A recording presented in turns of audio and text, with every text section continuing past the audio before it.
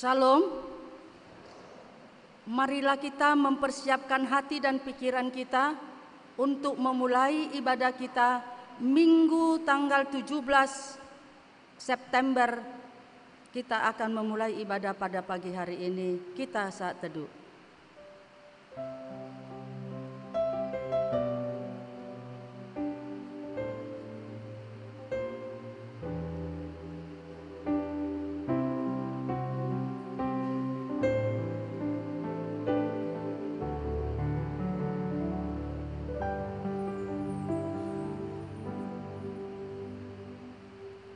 Amin. Kita angkat pujian dari PKJ nomor 120 ayat 1 sampai 3.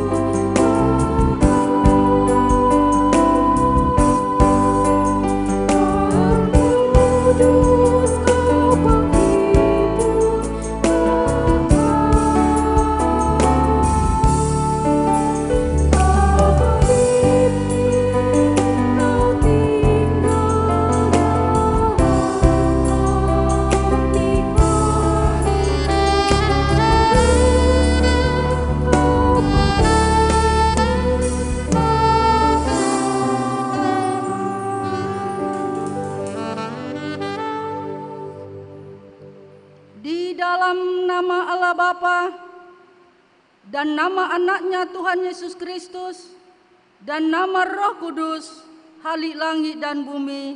Amin.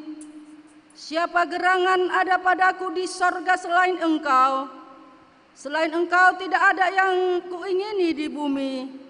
Sekalipun dagingku dan hatiku habis lenyap, gunung batuku dan bagianku tetaplah Allah selama-lamanya. Haleluya.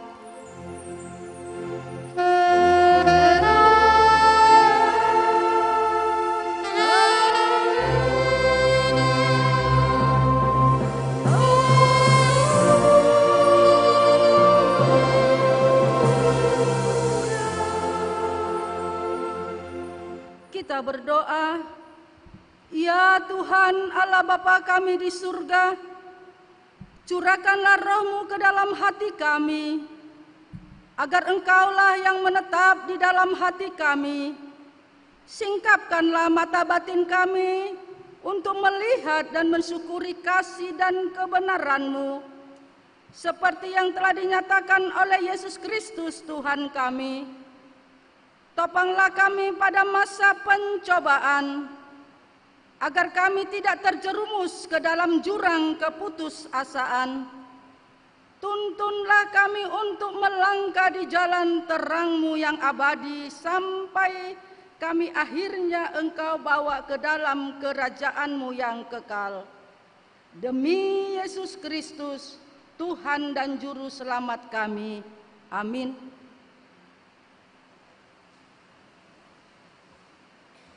Kita bernyanyi dari Kidung Jemaat nomor 467 ayat 1 sampai 2.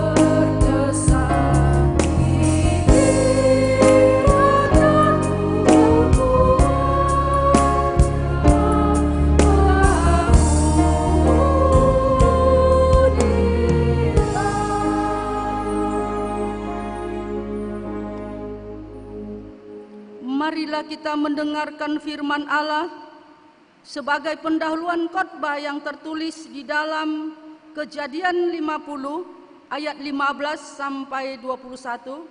Kita membaca secara bergantian, di ayat terakhir kita sama-sama membacanya. Ketika saudara-saudara Yusuf melihat bahwa ayah mereka telah mati, berkatalah mereka, boleh jadi Yusuf akan mendendam kita dan membalaskan sepenuhnya kepada kita segala kejahatan yang telah kita lakukan kepadanya. Sebab itu mereka menyuruh menyampaikan pesan ini kepada Yusuf. Sebelum ayahmu mati, ia telah berpesan. Beginilah harus kamu katakan kepada Yusuf, ampunilah kiranya kesalahan saudara-saudaramu dan dosa mereka, sebab mereka telah berbuat jahat kepadamu. Maka sekarang ampunilah kiranya kesalahan yang dibuat hamba-hamba Allah ayahmu. Lalu menangislah Yusuf ketika orang berkata demikian kepadanya. Juga saudara-saudaranya sendiri dan sujud di depannya serta berkata, kami datang untuk menjadi budakmu. Tetapi Yusuf berkata kepada mereka, jangan takut, sebab aku inilah pengganti Allah. Memang kamu telah mereka-rekakan yang jahat terhadap aku, tetapi Allah telah mereka-rekakannya untuk kebaikan, dengan maksud melakukan seperti yang terjadi sekarang ini, yakni memelihara hidup suatu bangsa yang besar. Mari kita sama-sama. Jadi janganlah takut, aku akan menanggung makananmu dan makanan anak-anakmu juga. Demikian ia menghiburkan mereka dan menenangkan hati mereka dengan perkataannya. Sedemikian jauh firman Tuhan, yang berbahagia ialah mereka yang mendengarkan firman Allah dan yang memeliharanya. Amin. Kita bernyanyi dari pelengkap Kidung Jemaat nomor 179 ayat 1 sampai 2.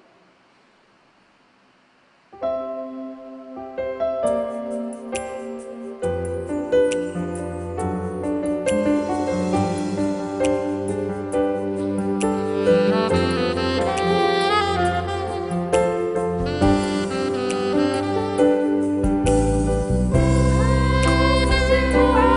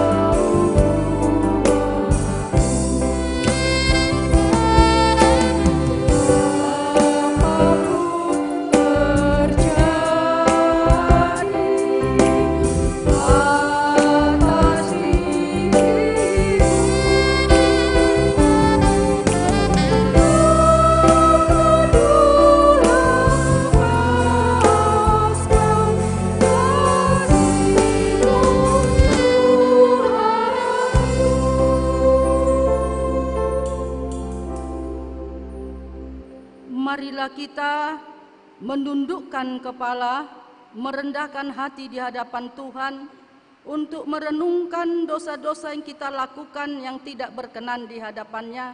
Kita saat teduh sejenak.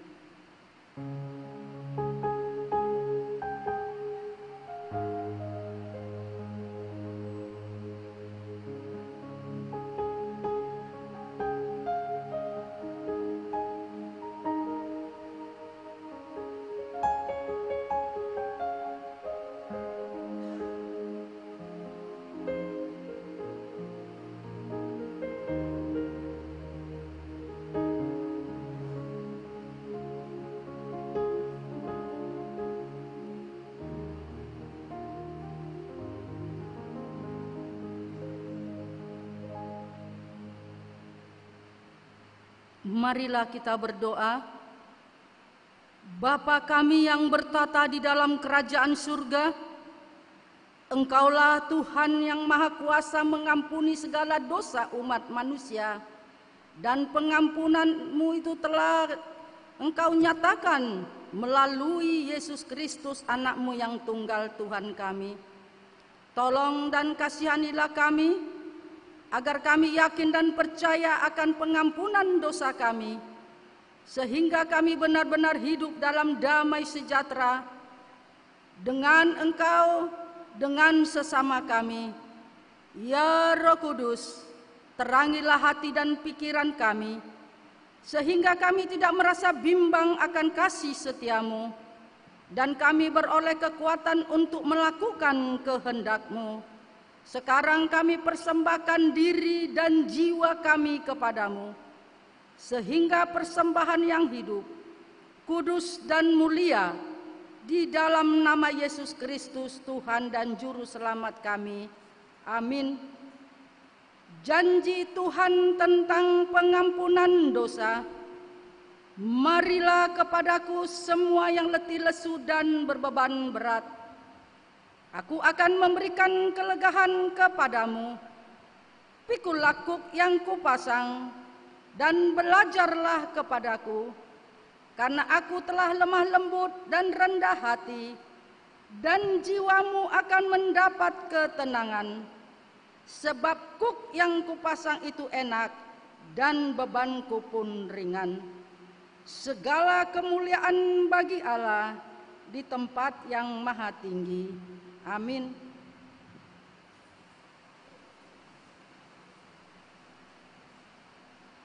Kita bernyanyi dari Perlengkap Kidung Jemaat nomor 216 ayat 1 sampai 2.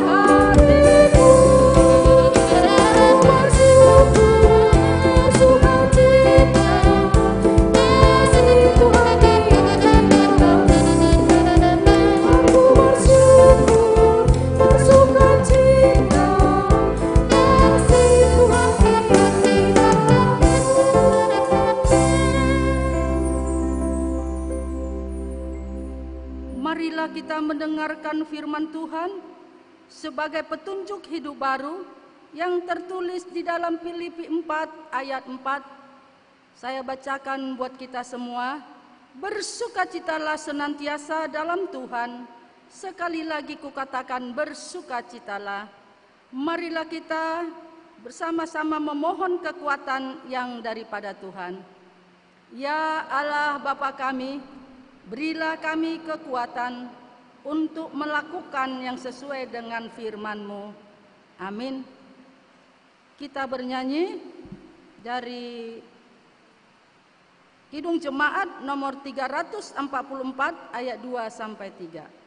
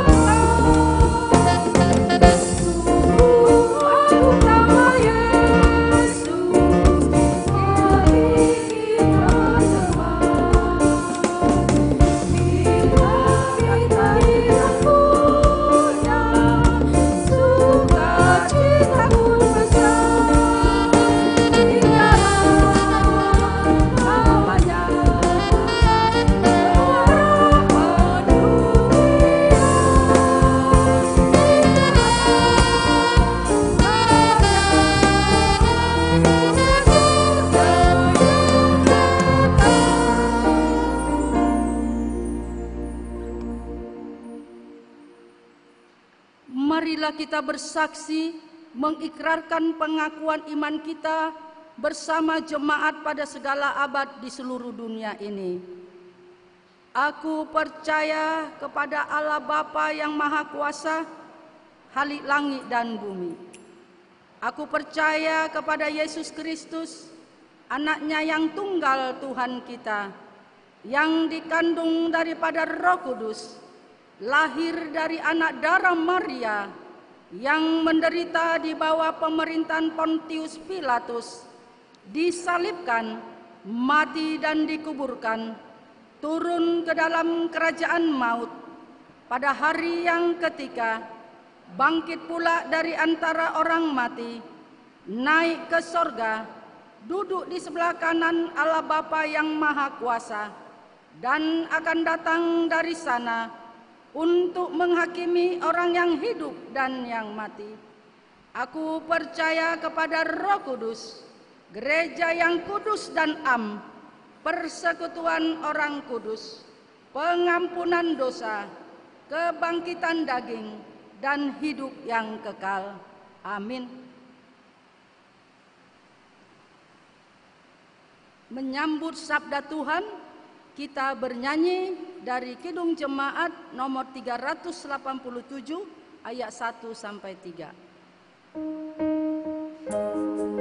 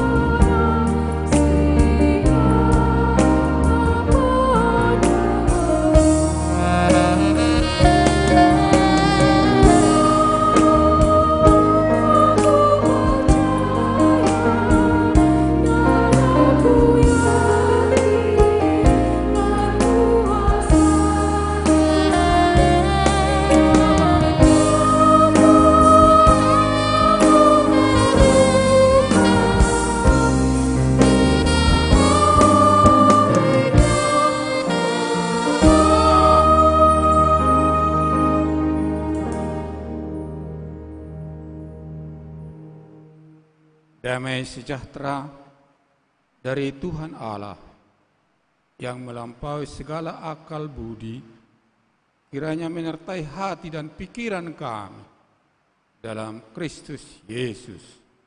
Amin. Salam. Dari surat Paulus ke jemaat di Korintus, pasal 1 ayat 4. Demikian dalam nama Tuhan.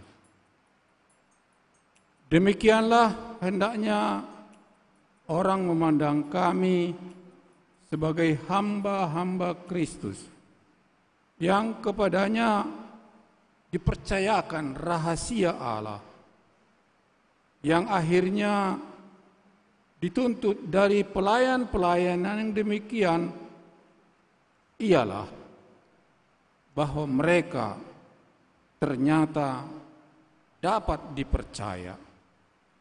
Bagiku sedikit sekali artinya, entahkah aku dihakimi oleh kamu atau oleh suatu pengadilan manusia, malahan diriku sendiri pun tidak kuhakimi.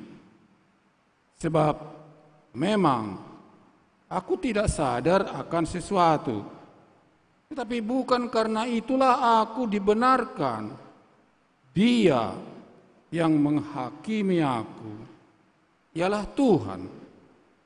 Karena itu, janganlah menghakimi sebelum waktunya, yaitu sebelum Tuhan datang. Ia akan menerangi juga apa yang tersembunyi dalam kegelapan, dan ia akan memperlihatkan apa yang direncanakan di dalam hati. Maka tiap-tiap orang menerima pujian dari Allah. Jangan menghakimi.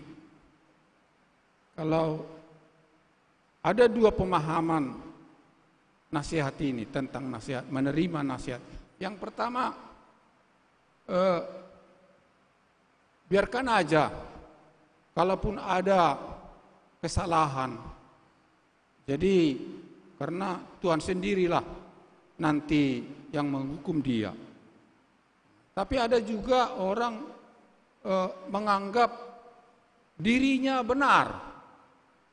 Iya, jadi misalnya saya salah, disalahkan orang, maka jangan menghakimi. Tuhanlah yang menghakimi aku.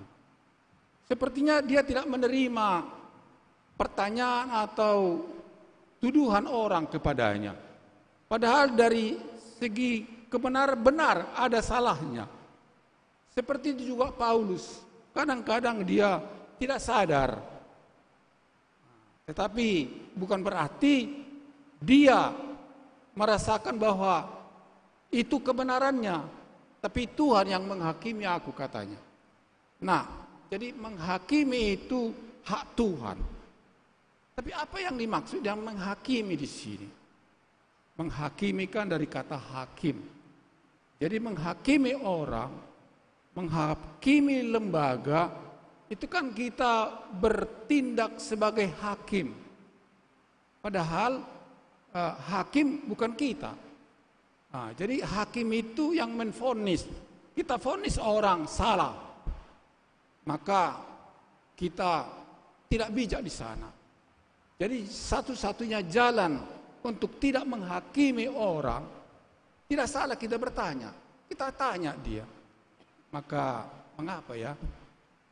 Jadi ada dalam teks lain dikatakan, Yesus pernah mengatakan, kalau berdosa temanmu, ya temui dia 4 mata. Kalau dia tidak mau mengakui kesalahannya atau menjelaskan, menurut kita salah, tapi bawalah para penatua, katanya. Jadi dibawa beberapa orang. Itu pun tidak diterima. Enggak, saya tidak salah. Kemudian bawalah misalnya di hadapan majelis, di hadapan jemaat. Kalau dia tidak mengakui yang sudah kita yakini dia salah, tapi tidak mengakui juga, Jadi jangan hakimi dia. Ya Tuhanlah. Anggaplah dia tidak mau dinasihati. Tapi jangan hakimi. Itu bukan hak kita. Seperti itu maksudnya. Jadi di sini mengapa Paulus menjelaskan itu, posisinya kan sebagai hamba Tuhan. Di dalam ayat 1 dikatakan tadi, demikianlah hendaknya orang memandang kami sebagai hamba-hamba Kristus yang kepadanya dipercayakan rahasia Allah. Posisinya sebagai hamba Tuhan, hamba Kristus. Jadi ada di sana kekhasan hamba Tuhan di dalam suatu jemaat. Jadi itu bukan berarti hamba Tuhan itu, walaupun dia dikatakan hamba-hamba Kristus, bukan itu berarti membenarkan dia. Tapi karena Tuhanlah menghakimi aku. Itu maksudnya. Jadi mengapa sikap menghakimi itu tidak baik? Secara umum boleh kita katakan ada kalimat-kalimat filsafatkah itu dikatakan kebenaran itu tidak terbatas. Tapi kemampuan kita memahami itu yang justru terbatas. Sudut pandang kita boleh beda, fakta boleh sama, tapi sudut pandang kita memahami fakta yang sama itu beda-beda. Nah, oleh karena itu tanya dulu. Ada satu contoh, sudah sering kita dengar itu. Ada teman kita, dia lewat. Biasanya kan kita kompak dengan dia. Tapi kali ini dia naik sepeda motor yang baru. Sudah kita, halo. Biasanya kan kita begitu sama teman kompak kan. Tapi tidak disangkau gitulah. Tidak diperdulikan, lewat terus dia. Dari fakta itu, dia tidak menyambut kita. Lagi kita sapa dia, maka kita katakan, oh dia sudah sombong. Rupanya dia dapat barang baru, sepeda motor baru. Maka, oh sudah gayanya lain ya, dari selama ini. Nah, kalau kita terus menjudge dia sombong, karena dia sudah meningkat ekonominya, maka itu tidak bijak.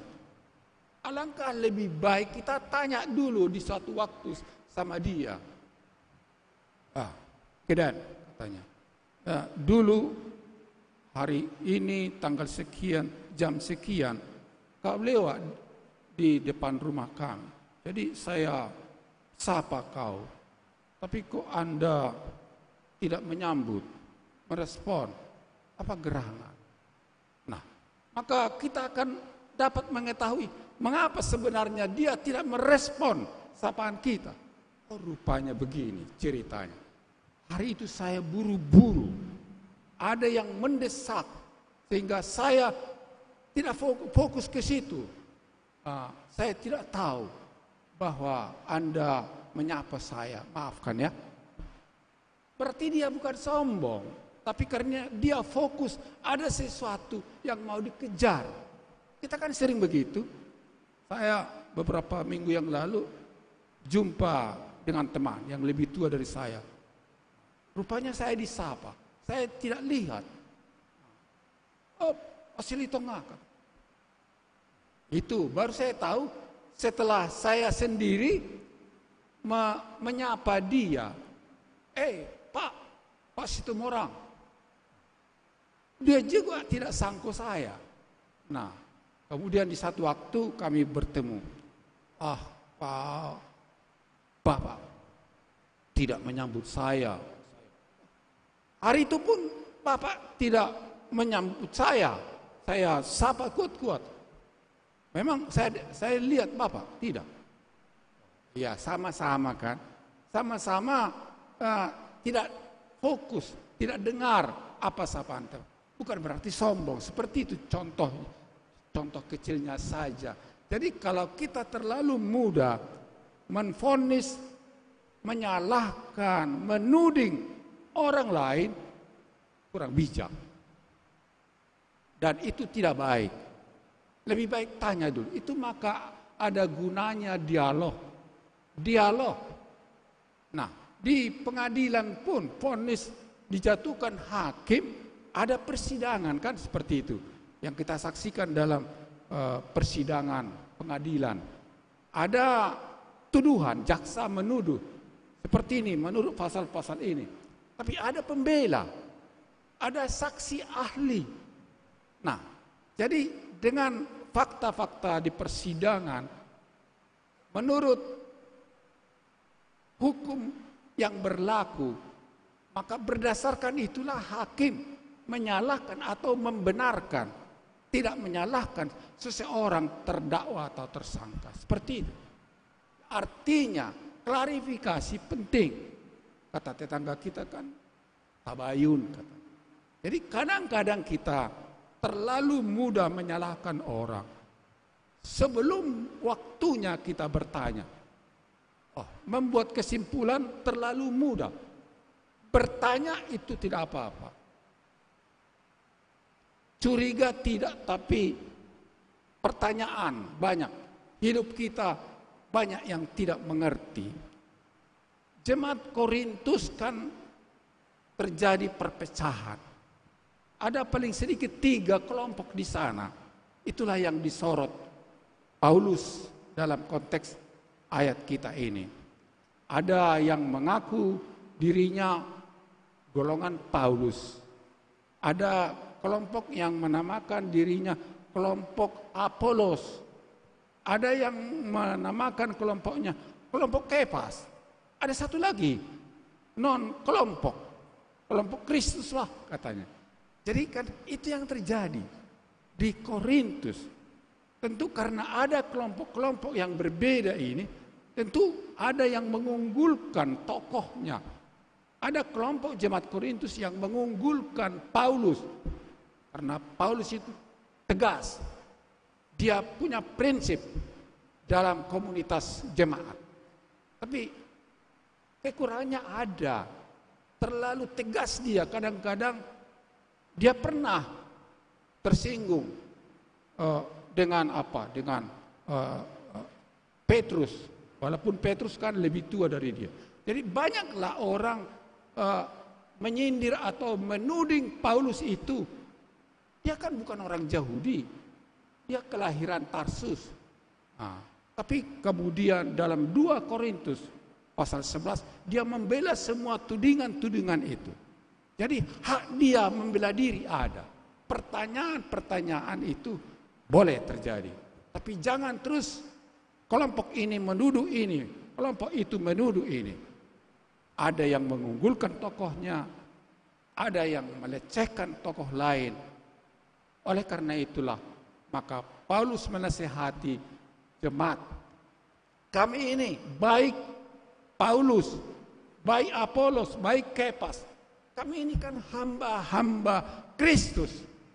Kami diberikan Tuhan untuk mengerti rahasia-rahasia Allah. Nah, ini kesombongan juga kan. Jadi sepertinya Paulus sombong terhadap jemaat. Seolah-olah mereka yang mengatur segala. Jadi ada juga hamba-hamba Tuhan alergi terhadap kritik. Tidak boleh dikritik hamba Tuhan. Itu kan hamba Tuhan. Apa yang dikatanya benar.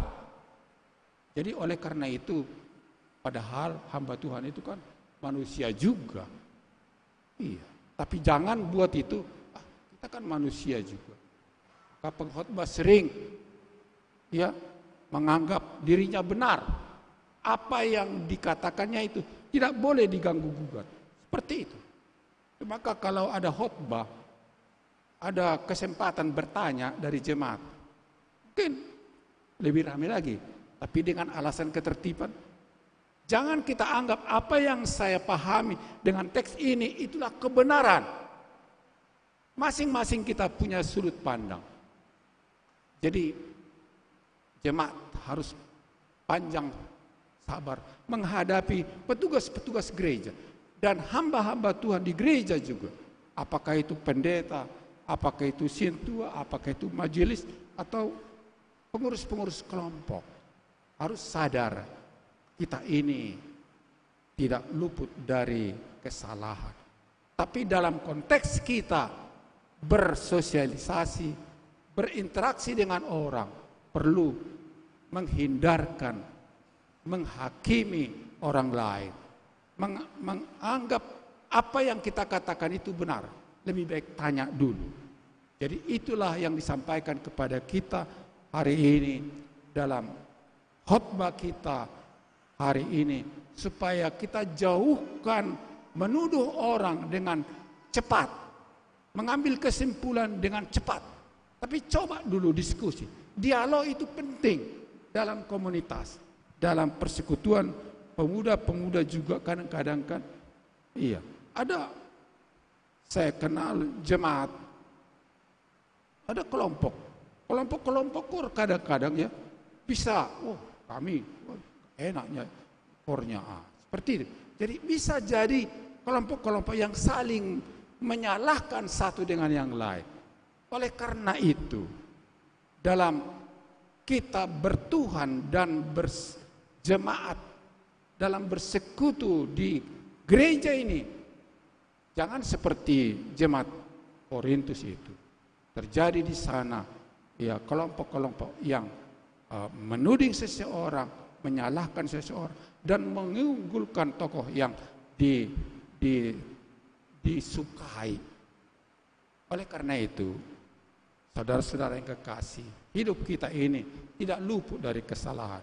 Di satu pihak kita, orang yang dibenarkan, orang yang menerima tugas dari Allah. Kita semua anak-anak Allah, tapi kita juga anak-anak manusia. Itulah dialektika kehidupan kita. Simul justus et peccator katanya. Sekaligus dalam diri kita adalah orang yang dibenarkan. Orang yang dibenarkan Tuhan, tapi juga orang berdosa. Oleh karena itu minta maaf. Itu jalan keluar untuk mengatasi prasangka, salah duga, persoalan-persoalan dalam komunitas. Dalam epistel kita tadi kan, itu saudara-saudara Yusuf. Yusuf kan sudah jadi raja di Mesir. Jadi saudara-saudaranya ingat. Padahal kan terjadi bahaya kelaparan besar di kampungnya Yakub, maka saudara-saudara Yusuf itu mengungsi ke Mesir. Kebetulan Mesir waktu itu dipimpin oleh Yusuf. Yusuf sebelumnya pernah dijatuhkan ke lubang oleh saudara-saudaranya karena saudara-saudaranya cemburu bahwa Yusuf itu kesayangan ayahnya. Tapi Tuhan menyelamatkan Yusuf, kemudian dia ceritanya menjadi penguasa di Mesir, tapi kemudian saudara-saudaranya terpaksa karena bahaya kelaparan harus datang di bawah kerajaan Yusuf. Nah, saudara-saudara Yusuf merasa bersalah. Sebelum dia menjumpai Yusuf, maka mereka mengatakan, ada pesan dari Bapak kita, Yakub, supaya janganlah dihukum seperti itu. Kalaupun dihukum, jadikanlah kami hamba-hamba. Tapi apa kata Yusuf kepada saudara-saudaranya yang pernah berbuat jahat kepadanya? Yusuf mengatakan kepada saudara-saudaranya, apakah aku pengganti Allah? Kita sering seperti hakim terhadap orang lain. Oleh karena itu, kalau memang ada kesalahan kita, kekurangan kita, kelemahan kita, ya diakui saja kenapa. Nah, tapi kita pun harus melihat sisi lain. Bagi saya itu salah, tapi bagi orang lain mungkin itu tidak terlalu salah. Tergantung sudut pandang kita, tergantung konteks dan proses suatu fakta yang terjadi dalam komunitas. Itulah yang diminta dari firman Tuhan hari ini. Jangan kita suka memvonis teman orang lain, karena vonis itu adalah wewenang hakim. Hakim kita adalah Tuhan. Oleh karena itu, kalau kita salah kita minta maaf, kalau kita kurang kita minta disempurnakan. Tapi kalau kita ingin mencurigai sesuatu salah, maka lebih baik kita tanyakan orang itu apa yang sebenarnya. Tuhan menolong kita. Amin. Bapa di sorga, terima kasih Tuhan. Paulus hamba Kristus telah menasihati kami bahwa supaya kami jangan suka menghakimi saudara kami, jangan suka menyalahkan saudara kami yang lain, karena vonis itu, hakim itu di dalam hidup kami adalah sebenarnya Tuhan.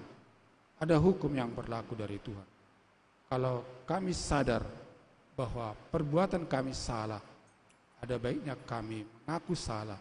Tapi kalau ada sesuatu yang kami anggap itu salah, perbuatan teman, lebih baik kami bertanya.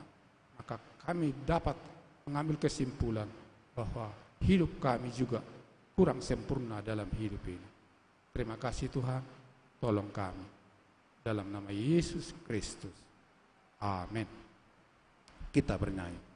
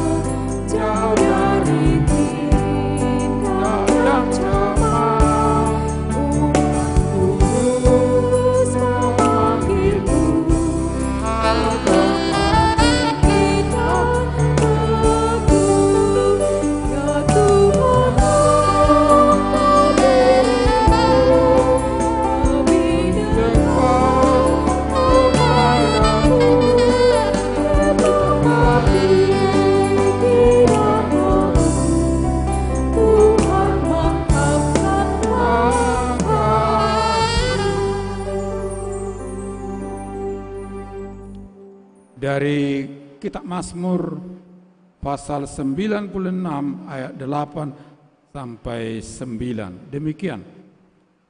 Berilah kepada Tuhan kemuliaan namanya, bawalah persembahan dan masuklah ke pelatarannya. Sujudlah menyembah kepada Tuhan dengan berhiaskan kekudusan. Gemetarlah di hadapannya, hai segenap bumi.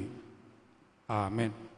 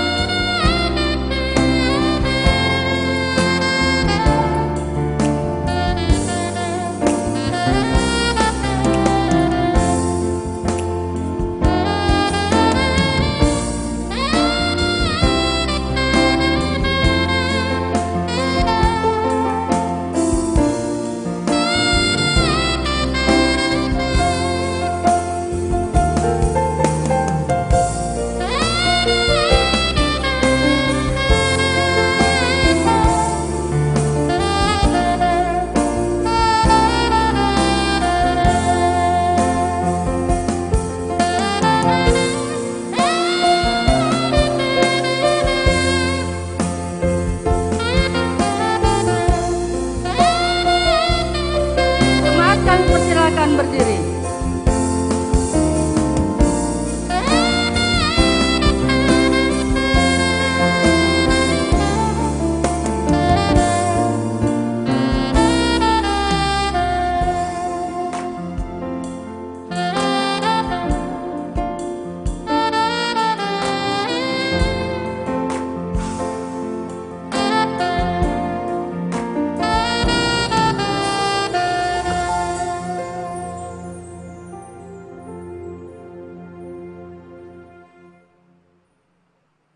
Kita menyerahkan kurban persembahan ini untuk kerajaan Allah. Kita berdoa. Ya Allah Bapa kami yang ada di sorga, Engkaulah sumber segala berkat dan rahmat. Kami persembahkan di sini sebagian dari yang Engkau berikan kepada kami sebagai kurban persembahan kami kepadamu. Adapun yang kami persembahkan ini adalah yang kami terima daripadamu. Karena siapakah kami sehingga dapat memberi kepadamu? Kasihanilah kami. Terimalah kurban persembahan kami ini menjadi dupa yang harum di hadapanmu.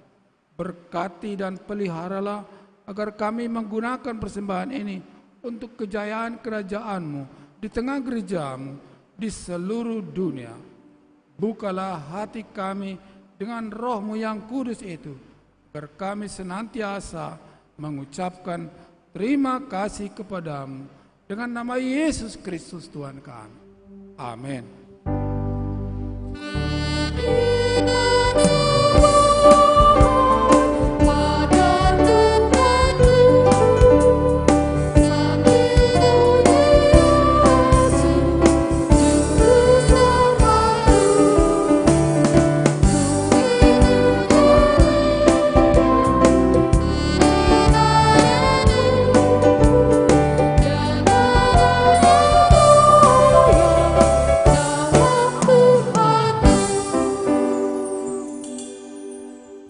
Bapa kami yang di sorga, dikuduskanlah namamu. Datanglah kerajaanmu, jadilah kehendak-Mu di bumi seperti di sorga. Berikanlah kepada kami pada hari ini makanan kami yang secukupnya. Dan ampunilah kami akan kesalahan kami, seperti kami juga mengampuni orang yang bersalah kepada kami. Dan janganlah membawa kami ke dalam pencobaan, tetapi lepaskanlah kami daripada yang jahat.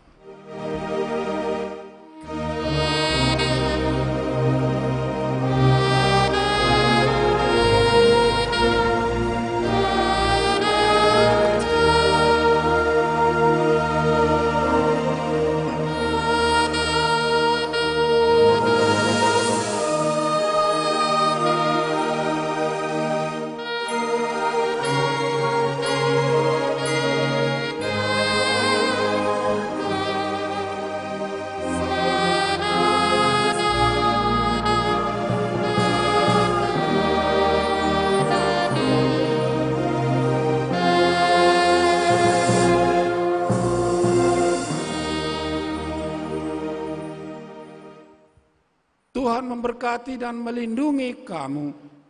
Tuhan menarik kamu dengan wajah-Nya dan memberikan kasih karunia. Tuhan menghadapkan wajah-Nya kepadamu dan memberikan damai sejahtera. Amin.